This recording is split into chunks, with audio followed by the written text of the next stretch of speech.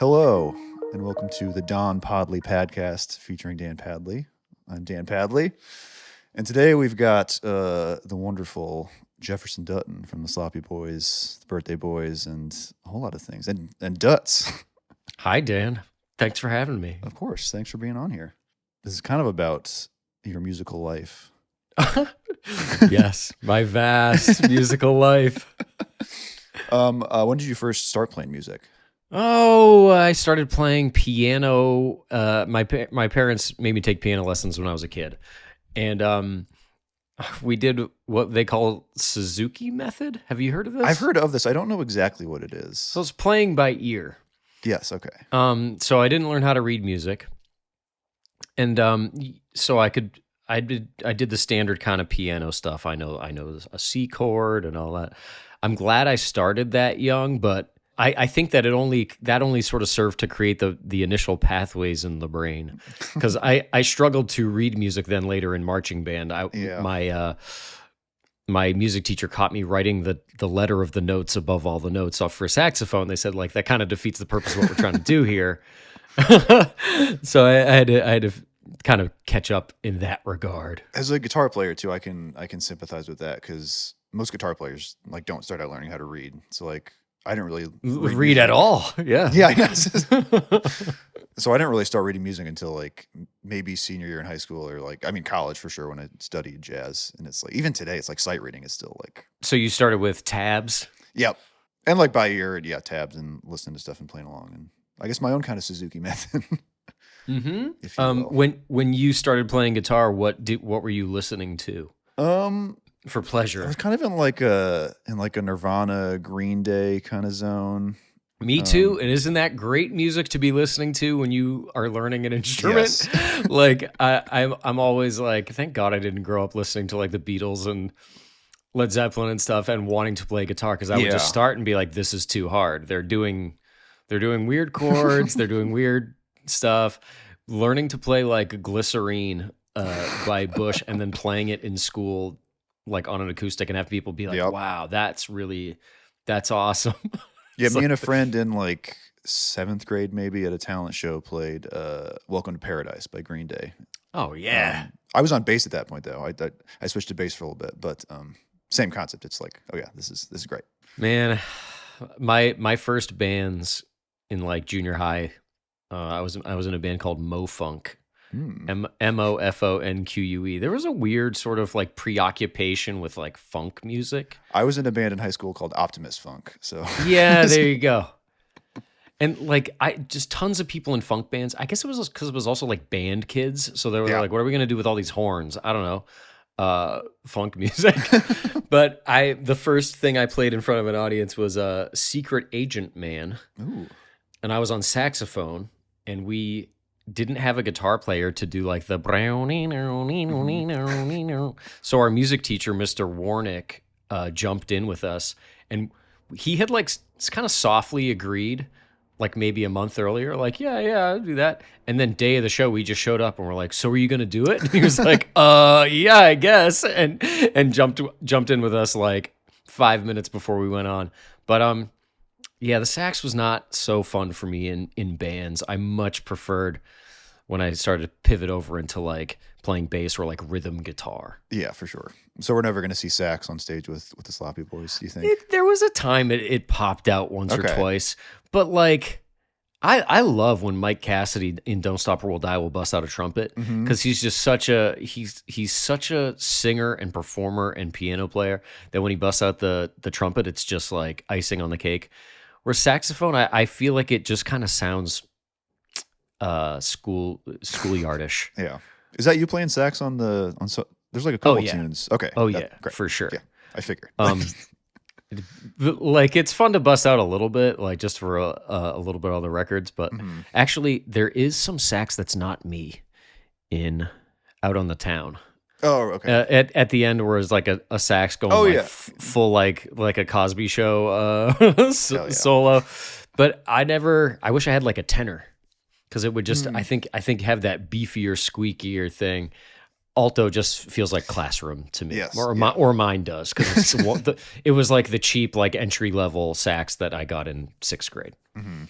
Did you you started guitar and stayed guitar all the way through? You didn't flip or flop around? I started guitar in sixth grade, and then I think in seventh grade, for some reason, switched to bass for a little bit. So I had, I started with on like a nylon string guitar, Yes. which some of that punk stuff is hard to do on there just because it's so like thick and flat Mm-hmm. neck.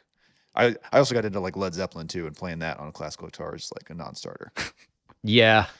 Yeah. There's only so much you can do there. Yeah, so I played bass for a couple of years, and then did get a electric guitar, and kind of went back to electric guitar then.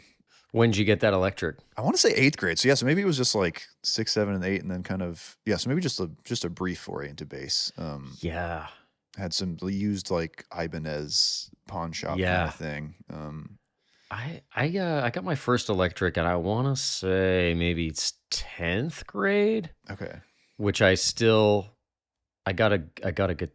like saved up all summer or whatever, and it was like the largest chunk of change I ever had, and I got like a $250 guitar and a $250 amp, and my mom was like, "Jam, are you sure? Like, are you sure you need all that?" And it pissed me off. Yeah, I need it. But like that amp is still in use. Like it's at Tim's place. It's a Fender Ultimate Chorus. Okay. Which I really like from like the year 2000 or something.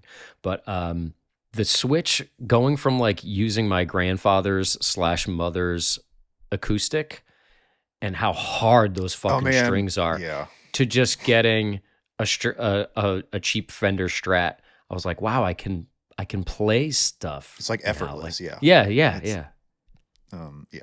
Even today, when the rare times that I play like steel string acoustic, it's like, oh, this is a pain in the ass to do. And is the juice really worth the squeeze?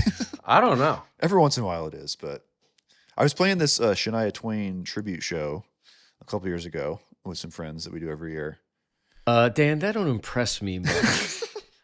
Is that Shania Twain, I hope? It is, yes. Oh, thank God. I was like, watch, that's going to be Faith Hill or something. But then my friend was, because I was kind of a late addition to that, and my friend was like, oh yeah, you can just jump on the show on acoustic if you want. And I was like, I'm not going to do that because that will hurt my hands so much by the end of the show. And he was like, oh yeah, that's yeah. But that electric I got, that opened up, just everything. It's just easier to play, and like, I don't know.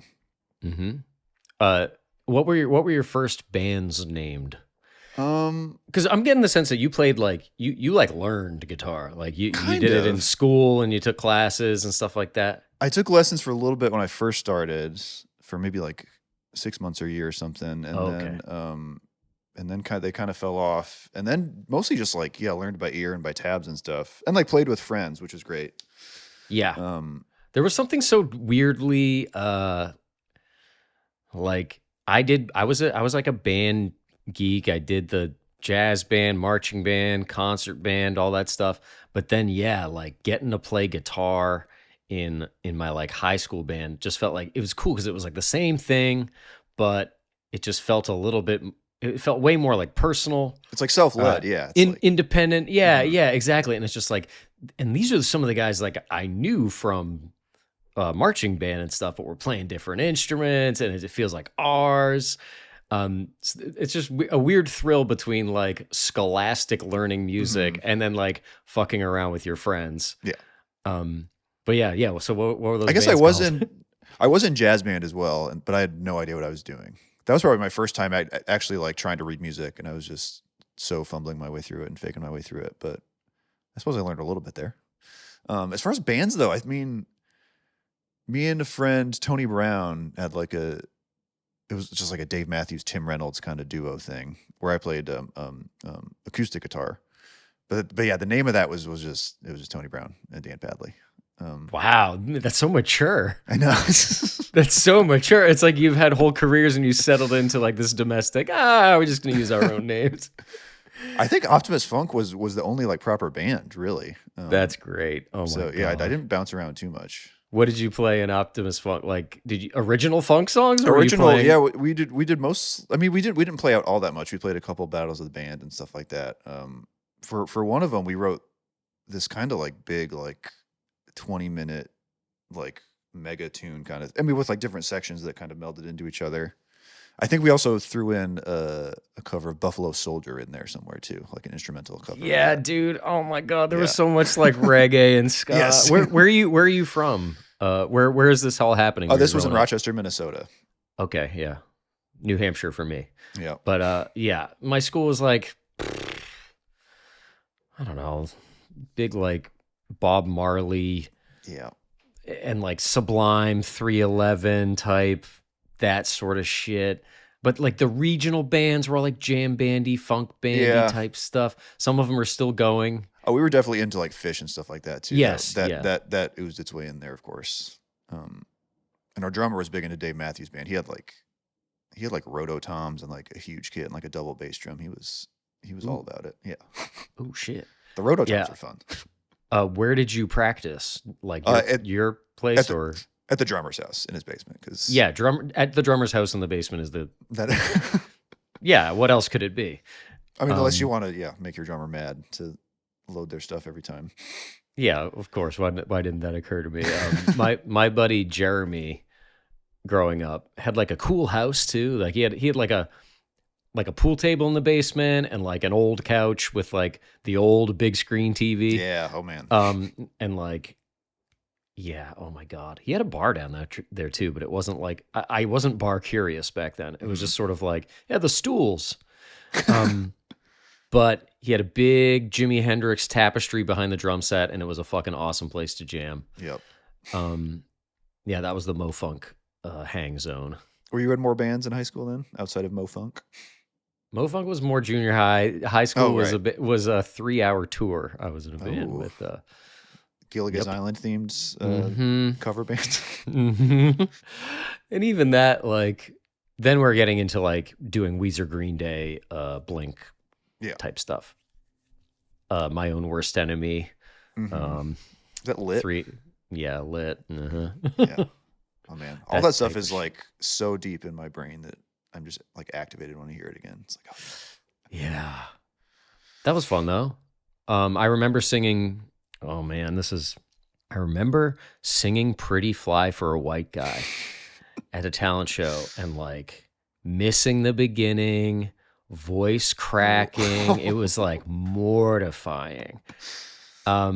So I'm surprised I ever sang again. Like I had like the go-to teenage experience of like I'm embarrassed in front of as many in front of as many people as I know. That is like nightmare stuff, yeah. And like had like a crush of mine do like the "Give It to Me, Baby" part and then just like drop the ball. It was bad. When we did Welcome to Paradise, I mean I'm not sure if there was a sound person or what, but our amps were so much louder than the vocals, so couldn't hear any of the words in the verses of the chorus outside the little break where they go "Welcome to," and then just guitar and bass, and then just yep. Isn't that like that's a problem that a lot of bands have that they don't even grow out of? Mm-hmm. Like we've had shows in the backyard where we had a bunch of bands, and then some we were like, hey, we can't hear anything but guitar, and like turn your amps down. Mm-hmm. And it's just this defiant thing that some guitar players have. It's like, no. I won't do it. It's like you listen to music. You know what it sounds like when you can only hear the guitar and nothing else. My amp has to be this loud to sound good, though. Oh God, I'm so happy to sound like Sloppy Boys. We tell the sound people every sound check, like, this is about the lyrics. Yes. Yeah, we want people dancing and stuff, but if you can't hear the lyrics, like, it's not really our show. Yeah. So it's like you turn down anything. I think Tim going to like the pedal amp too helps a lot, I'm sure too. It's just like stage volume stuff. Wait, the going, yes, that little like ampless, as we say. Yes. Yeah, I love that thing. Mm-hmm. I got one. I got the same one he got. It sounds awesome. Yeah. It also sounds better for recording. Yeah, totally. That's mostly how I record at home anymore. It's just that I have something similar to that, but yeah, it's like what you rocking? I got the Universal Audio Dream. Oh damn! So it's like a Fender Deluxe kind of thing. Sick. Yeah. Gear talk. Mm-hmm. And for anyone curious, I'm rocking the Boss IR2. Not sponsored, but not sponsored. It's sort of like it's it's a good value, but it's like surprisingly good. You know, it punches Yeah. above its weight, I would say. And I even like went in and I downloaded like better, I don't know what you call them. Or like firmware or whatever. Yeah, or like the modeling, the amp Oh, models. yeah, Just gotcha. like I swapped out the impulse response. Now it's too much gear talk. I regret going down this path. Me and a friend who guested on my podcast after that, he was like, we should start a guitar pedal podcast. And so we did a little like mini season of that, which was so much gear talk.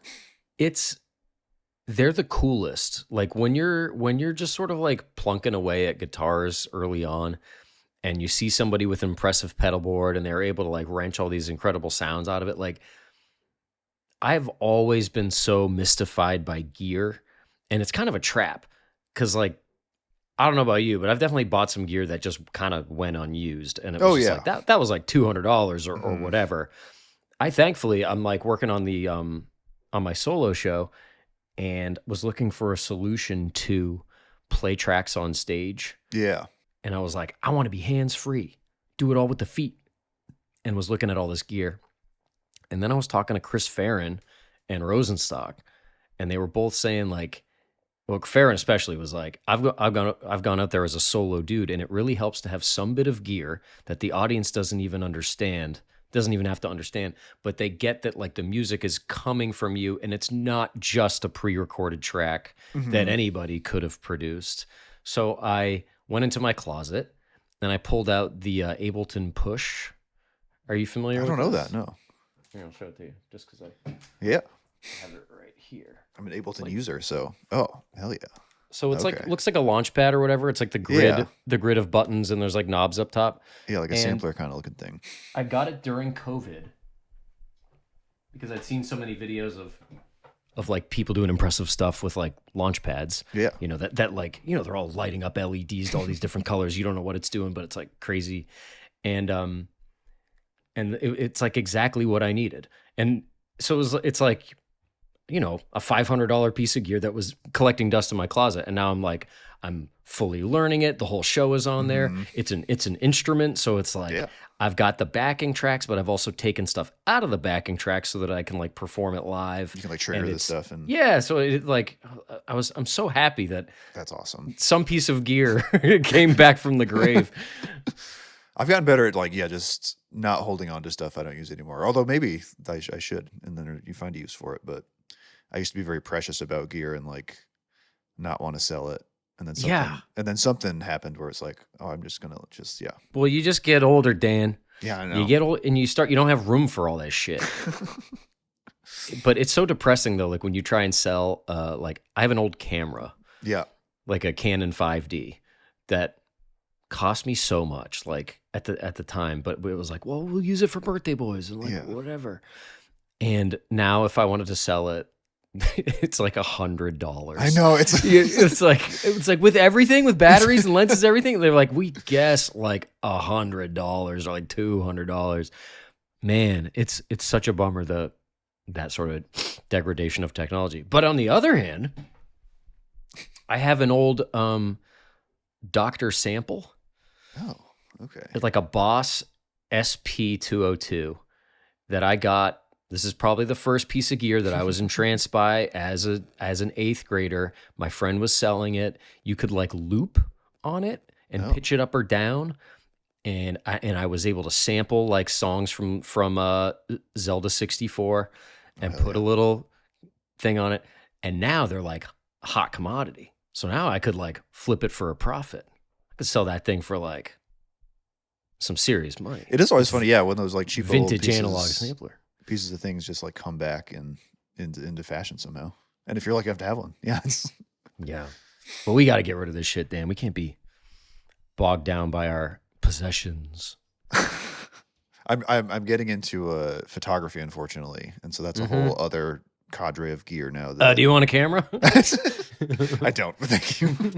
I think I'm gonna. So I reached out to Gretchen asking about the photo policy at IO because I'm coming to that show, and then she somehow made me like an official photographer for your show. Ooh. So thank you, and I'm sorry. Do it, man, and don't be afraid to get aggressive. All right, like truly, like There's this dude named Joe from I think at our New Year's Eve show in New York. Were you at that show? I was not at that one, no. You've come to a lot of shows. I just forget. I have, yeah. And this dude, there were like two guys, and it was New Year's. So everybody's getting a little tanked, and this dude's like leaning in. He's a tall dude, like leaning onto the stage, and I loved it because so many photographers are very polite, and you just kind of get the same POV with the photos, unless they got some crazy lens on it or something. But this dude's photos was like he was in the mix. He's in the shit with us, and like we're kind of leaning into him. He's leaning into us, and those photos were just the bomb. My favorite. Yeah, you have something to like react to, and like. So don't be afraid to get handsy. All right, you get in there. I'll do my best. I mean, Mike and Tim are a little less like. I mean, I want photographers to like get on stage, get in our faces, like kneel in front of us, between us and the crowd, and like get that shit. And they're not as into that, but it's a little more disruptive to them. Well, you're sitting down, right? Yeah, it's like yeah, I'm not going anywhere. Doesn't restrict me, but I like an aggressive photographer, so go nuts. All right, lens cap off too. I gotta remember that. Oh, yes, yeah, cap off. So then, did you play in college then too? Did you have bands in college? Yeah, but it's more like I brought my guitar and amp to school, and then would just kind of like you weirdly like play really loud even in the dorms just for like half an hour. Like that would be so annoying to me now. But I guess like college kids are just everybody's so excited, and yeah, maybe it did annoy people, but I did play a little bit with Mike and Tim. Maybe like junior, senior year was when we started to play. We were picking out like American Idiot songs, let's say. But there just wasn't the place for any like rehearsals or shows. Yeah. That makes it tough. Playing in a band kind of dropped off steeply in the 4 years that I was in college, and so did playing video games, weirdly. Just like kind of a gap. And like, I was such a video game kid and like a band like playing in bands, and then weirdly just other things take precedence for 4 years. You don't have the same sort of resources. GameCube I missed entirely. Oh man. Game Boy Advance missed entirely. So then you moved to LA after college. Yep. And then how far after that did the Sloppy Boys Jangly Band kind of reemerge? Pretty much immediately. Okay. When we got a U-Haul. Well, I mean, not the name, but like as far as like me and Mike and Tim jamming, when we got a U-Haul when we first moved into our place, and we all went to IKEA and bought beds. Because up to that point, for like a week, we were all sleeping on towels. Oh no! Or I was. I mean, I'm pretty sure everybody was. Like there was a yoga mat that was like maybe like that was the pick of the litter if you could get the yoga mat. But truly, I had 2 towels and one I slept on, and eventually we were like, okay, we're like here enough that like we're going to get beds. Yeah. We went to IKEA in the U-Haul and all grabbed. Weirdly, not the same bed. We had some sort of. We exercised our own individual taste. I'm like, how did we not all get exactly the same cheap bed? But so we got the U-Haul back and realized that we had a couple hours left, and we're like, let's see what else we can get on Craigslist, and we got a drum set. Oh, nice. So pretty quickly into living there, like weeks, we had the drum set up and rolling, and there you go. We start jamming. All right. We probably didn't become the Sloppy Boys for another year, or maybe even more. Okay. So somebody's got the actual date, not me. You have to ask the memory man. And then how did you end up on the drums primarily? Because you guys all play like everything. Did you guys like draw straws? Or I probably played drums the least of anything that I played until moving into that place. And I don't know. We did switch around a lot, but I really enjoyed drums. And like I kind of got the hang of it. I still play weird. Left hand on the hi-hat, which I get a lot of. A friend of mine does that. for. Yeah, it's like open-handed, right? Well, it's funny because a lot of they call it open-handed, or I called it like drumming mongo, kind of like skating mongo. Okay. But it's a technique that a lot of really good drummers use, and I don't use it that way. I want to be very, very clear that mine was just like learning wrong, never having corrected a bad habit. And so my hands are not crossed the way that you'll see a lot of drummers' hands crossed. But damn, like why? I don't know. I think I've got a drummer's temperament. Is maybe the reason. As we started to like write songs, those guys wrote more stuff, and I was happy to kind of provide a backbone and structure. This is kind of my lot in life. And then like, yeah, I'll take what we're all doing and I'll make sure we nail it down nice and good. Yeah. And then at the end when it's laid down, I'll put a little sax on there, a little MIDI keys. Put a little stank on it. But it's nice to be the drummer because you don't. There's no wrong notes. Exactly. Yeah. like I'll hear Mike and Tim like they'll be practicing for tour. I'm like, what are you doing? Practice. Practice at sound check. That's all you need. Yeah.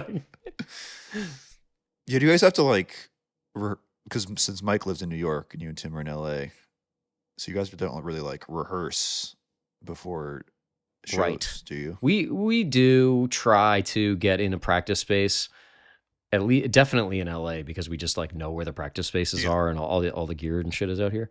But it feels so good to go play 6, 8, 12 shows. By the end of the run, you're so warmed up, like you just want to play more shows. It's such a fucking bummer. Yeah. And like, yeah, honestly, the first show of the run is probably not going to be the best, even with a practice. But yeah, we try. We try to get them in. Don't out us, Dan. We practice. We practice before shows. We get one in. You guys haven't really done much touring before. I don't know, just a few years ago, right? 2021 is the first time I saw you guys in Chicago. We were really proud back in like pre-COVID of our tours with Don't Stop or We'll Die. Right. Because also like that's just such a good combined bill. That's such a great combo, yeah. And it's tougher to get them both out, tougher to get them out now because it's like, well, there's 4 of them, and Mike and Paul both have like young kids, and it's just tougher. And so we've been able to do like bigger runs on our own, but man, the combined draw was so great. Like playing a sold out Bell House, that's probably not something we could do on our own. Yeah. It's definitely not. I don't want to. I mean, I feel like we've tried and failed. But with Don't Stop, we could do it, or like maybe with some guests, we could do it. What was I saying? Oh, so we were really proud of those early tours with them because we really felt like road dogs. We're like in the van with other friends of ours who were like fun and funny, and we were still kind of capping it at like 4 shows, 6 shows, and maybe in a year we'd be like really lucky to do like 10 or 12 or something.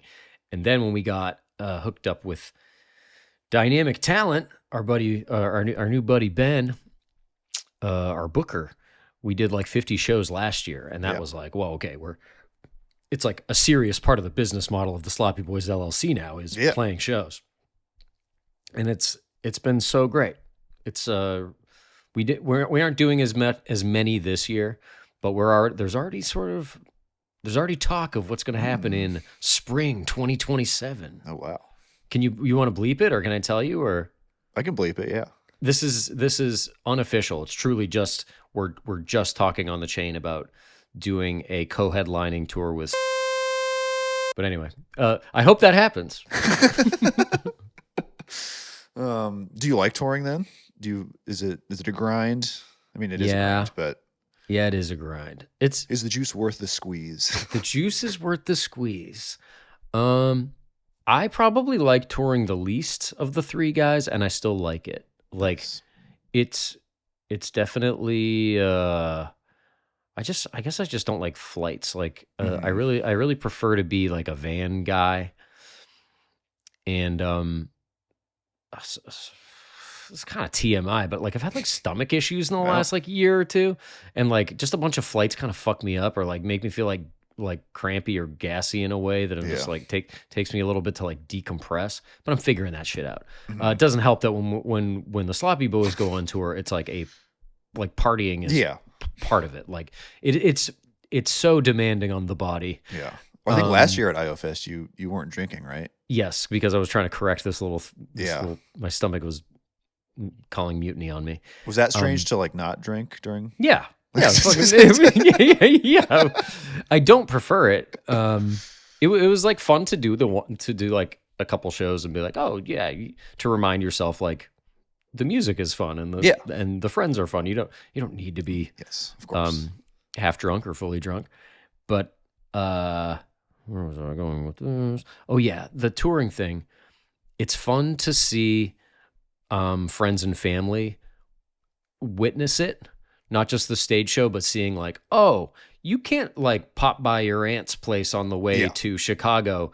You need to like wake up, get the, like you got to stop at Guitar Center because something broke and you got to be at the sound check at 5. So when you stop to eat, you really are just like, you're only stopping to eat and stretch and get back on the road. Yeah. And then when you get to the venue, you got to be nice to the people because you were a little snippy on the email. And like it's every kind of work is what I call it. Yeah. It's like it's like physically demanding. You're like putting it on an artistic show. You got to like glad hand and do that kind of like politicking like work personality too. management kind of stuff. Yeah, it's just like it's every kind of work. But it is also super rewarding. And when the show is finally on and you're actually like playing the show, it does feel like, yes, all this work was the foundation for this is like the top of the top of the pyramid, the fun part. And we try to enjoy that as long as we can. Now we play 3-hour shows if they let us, or, if you do a 40-minute show, that's really good, but it feels short to us now. It's like, man, we did all that for fucking like 40 minutes. Ugh. I remember one of my first, it was in college and playing with the rock bands. And we drove to Des Moines for a show, which Des Moines is like 2 hours from Iowa City. Mm-hmm. And it was like a 20-minute set. And it's like, well, this feels, you play it and then it's like, oh, this seems like a waste. Like, that was so much work for that 20 minutes. Yeah. And then you're like quick unloading your gear to the alley, by the side door so the other band can go on. It's like a 5-band bill. I'm just like, that's the other thing, like from high school or whatever, junior high, is playing shows with other bands at like, I don't know, for us it was, I maybe only had 5 shows in those early bands, but like American Legions, VFWs, those sorts of places, and people getting so snippy about gear. And it's just so nice with us and Don't Stop or We'll Die. Like we'll share the same equipment, we'll share the same pedals. Tony, the drummer Tony's for great. Tony Thaxton, he's a fucking animal, by the way. And just fully lets me use everything. Like I've never broken anything, but a lot of people, I never heard the term breakables until like a year ago. Oh yeah, I feel like I've heard it, but bring your own breakables. Yeah, like for drummers on like a shared stage or shared bill, it's like drummers bring your own breakables, meaning like, what is it? Skins. Heads. What do you? Right. Heads. Yes. Oh wow. Yeah. God. Like heads. They call them skins too.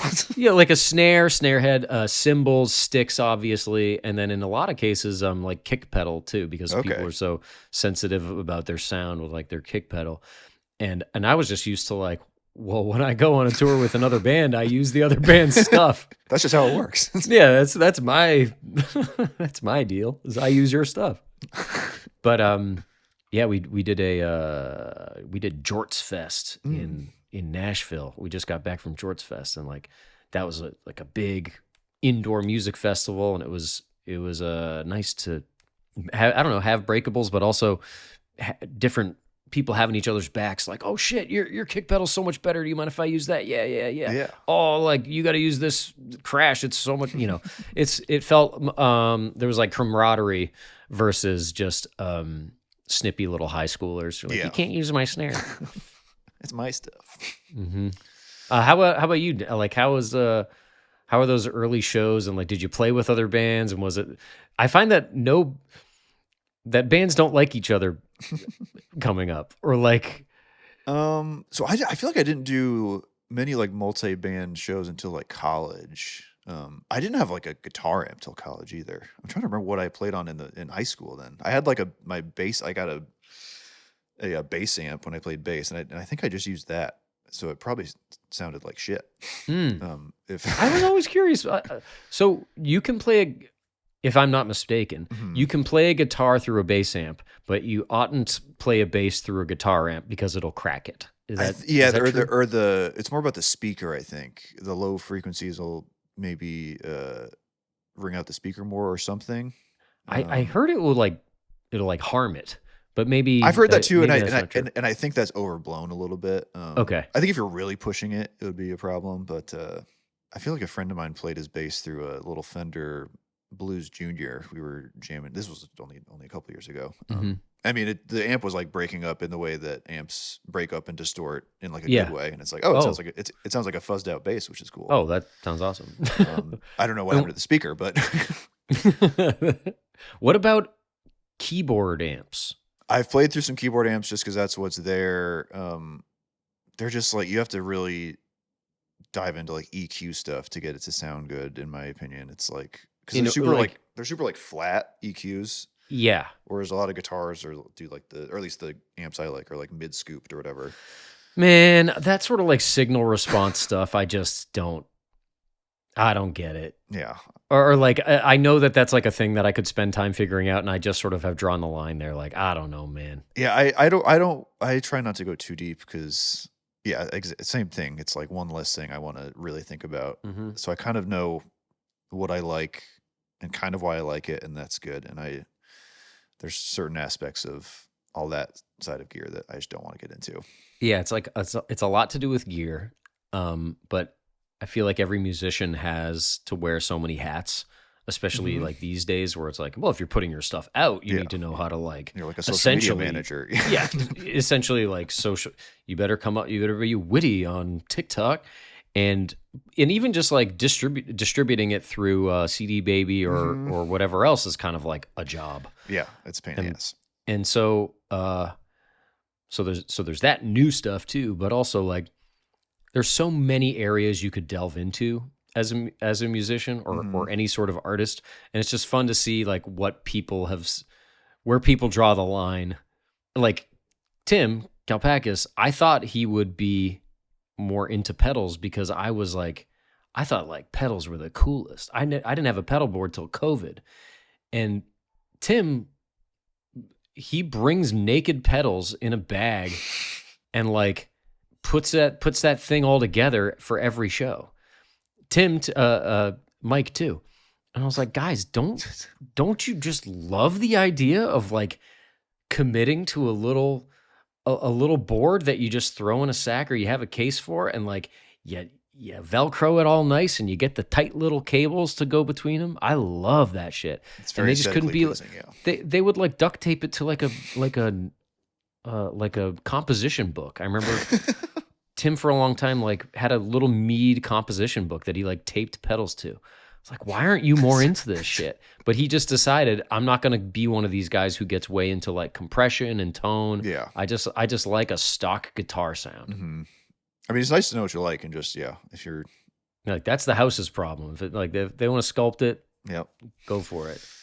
Oh yeah, but getting back to like band sharing stuff though too, I do remember in college we were opening for some touring band at this club in Iowa City, and I had a shitty guitar amp at the time, or maybe I was even borrowing someone's shitty amp.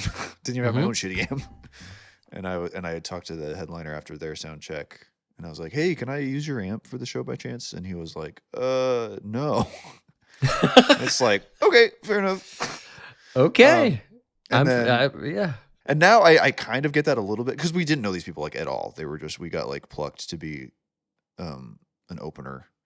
And so, so no pre-existing relationship, and just this young college kid being like, "Hey, can I use your shit? You know nothing about me."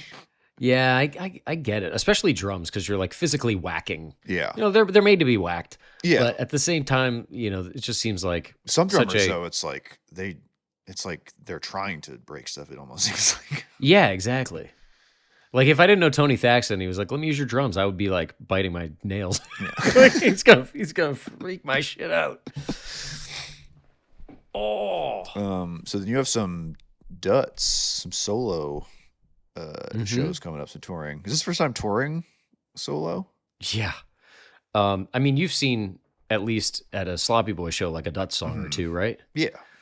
So that's literally the song or two that I know and sort of have down. Yeah. And then like more recently, I've tried to get like one or song 3 and song 4 vaguely on its feet. But generally, it's like I like to do pop. I like to do Something's Wrong with Hanford. Those are like the fun. Those are like the fun ones. And I got asked by Kenny Gray, my buddy, who is also now with Dynamic Talent, to open for him in like 3 shows on the West Coast, 3 shows on the East Coast, more or less. And so when that paperwork came my way and I signed the contract, it was like for a 30 or 40 minute show, depending. And I was like, damn, my album's only like 37 minutes. So it's like, I'm playing everything I know, or, there's going to be like some setup or banter or whatever. But, it's been a fun challenge to figure out all the little stuff, especially speaking from like a gear perspective. I don't love my naked voice. Yeah. Like I really like making it sound kind of overdriven or weird or synthy or something. And so finding a way to do that live has been like a fun like guess and check experiment. Now I've got. Are you doing that little pedal you guys use with the Sloppy Boys, that vocal processor thing? That's the one, the blue one you see sometimes. Oh yeah, it's called a Voice Live Play, but it's people are like, yeah, the blue one. And it's great. You tell it the key you're in and the tempo if you want to do delay and stuff. And like I've gone deep and really compared. So let's see how close I can get it to how it sounds on the record with this blue box. And so I'm all sort of set up here, Dan.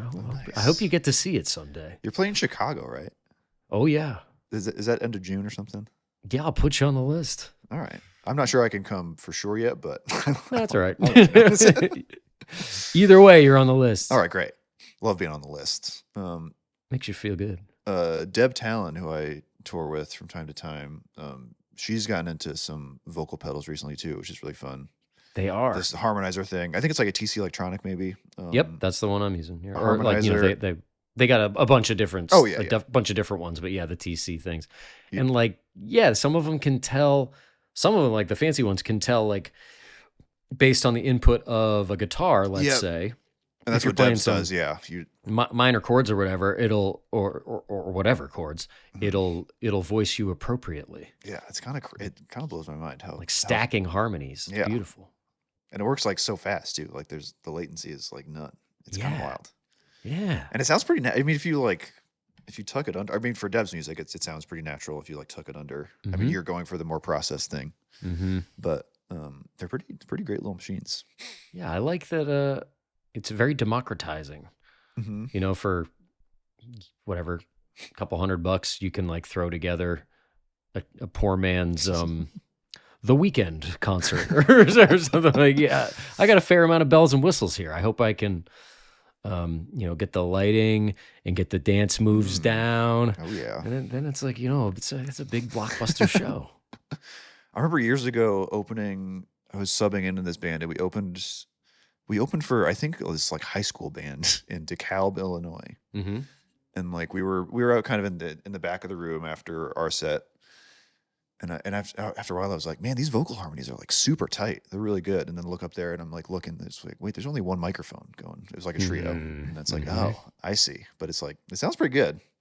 This is a high school band? Yeah, they were. Yeah, this like they were the draw of this. Yeah, it was kind of strange to be shown up by this. Yeah. I suppose they're from there though, so they got all at this coffee shop or something too. Right. Yeah, man, I love that stuff. It's a pain to kind of like wrangle it. I feel like I'm always sort of taming the gear, and when somebody has it all dialed in, it's like it's just so nice. Especially also a light touch on the. I really do like that. We were up in I went to some like beer garden where it was one guy on a guitar who had a similar thing, but he was I couldn't believe like how subtle and like he was so deft at triggering reverbs and delays and harmonies and stuff. Like it's a whole world you can get into. A little taste goes a long way. I suppose it's nicer to travel with when you're solo with pretty limited gear, right? Instead of having to lug a drum set around. Yeah. Well, with the drum set for slops, we tend to these days probably, yeah. Not even. We buy on Facebook seems Marketplace and then get rid of it. So like that always is like such a pain in the ass. That seems stressful as hell. That would stress me out to like know you have to get rid of this somehow, or get one, I guess, in the first place too. Both ends. It's stressful because also it's like week of the show. Yeah. Or like, you know, so I'm like packing for a plane, and then I'm also like I'm shotgun blasting in every direction on Facebook Marketplace. Like, hey, is this a complete kit? Does it include a throne? Cool. Yeah. Like anything missing, let me know. And then we try to get it for, of course, as cheap as we can. Because renting a decent kit is like $600 a show. Like it would. It's crazy. It would. There's no way. It's like there's no way. It would put us so deep in the red to do it properly that to get a $300 kit on Facebook Marketplace is perfect. Yeah. And you know, we're not so obsessed with our tone. Yeah. Like the drums can kind of at a certain point. Yeah. It's and then we'll try and sell it, and oftentimes we'll just donate it or whatever. But it's fun. It adds to the road dog scrappiness. Oh yeah, for sure. Yeah, that's those fun little adventures on the road are always good. So you guys have shows coming up. Do you want to drop the dates? I do. June 24th. These are Dutch shows, real quick.